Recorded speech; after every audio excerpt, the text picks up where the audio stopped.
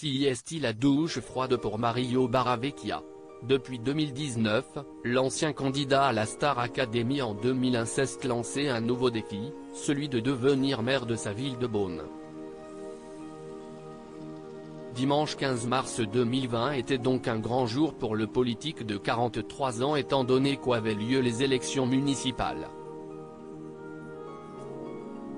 Des élections fortement compromises par l'épidémie de coronavirus qui affole le monde entier à l'heure actuelle, mais pour lesquelles certains Français ont tout de même fait le déplacement.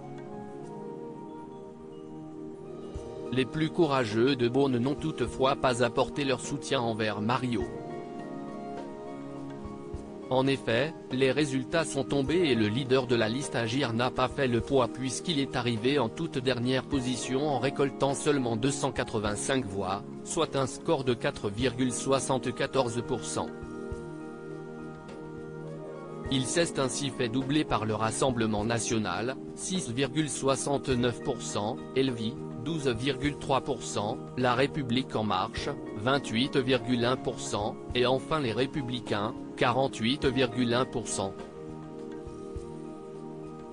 Si est donc le parti du maire sortant, Alain Suguenot, qui se retrouve en tête pour le deuxième tour. Je suis très déçu. À travers un communiqué officiel, Mario Barravecchia a reconnu sa défaite, non sans une pointe de déception. Je suis évidemment très déçu par ce résultat qui ne correspond pas à l'investissement que l'ensemble de mes colistiers ont mis pour défendre notre programme. Nous avons manqué de temps pour aller à la rencontre des Beaunoises et des Beaunois et leur présenter nos projets. Ce résultat, je l'assume pleinement.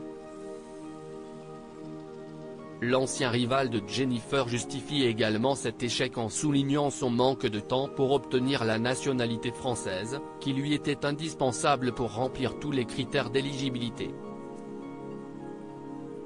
Les Beaunois ont sans doute été également déroutés par cette question concernant ma nationalité qui n'a pas été réglée définitivement, comme je l'espérais, avant cette échéance.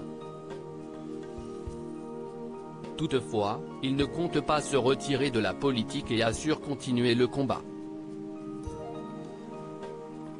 Mario Barravecchia est loin d'être le seul ancien candidat de télé-réalité à avoir tenté sa chance aux urnes. Mathieu Sausset, vu dans Marié au premier regard, M6, a de son côté rejoint la liste de Denis Broliquier, candidat centriste à la mairie de Lyon. Mais là non plus, il n'a pas convaincu, obtenant 4,2% des suffrages. Néanmoins, l'ex-mari de Solène se montre déjà reconnaissant de ce résultat bien qu'il assure avoir été boycotté par les médias. La performance est exceptionnelle. Je la dois en grande partie à mes colistiers qui sont allés chercher les voix sur le terrain les unes après les autres avec de la sueur, de l'énergie et de la bonne humeur. Je suis très fier d'avoir mené cette campagne avec eux. Le changement n'est donc pas encore pour maintenant pour Mathieu et Mario.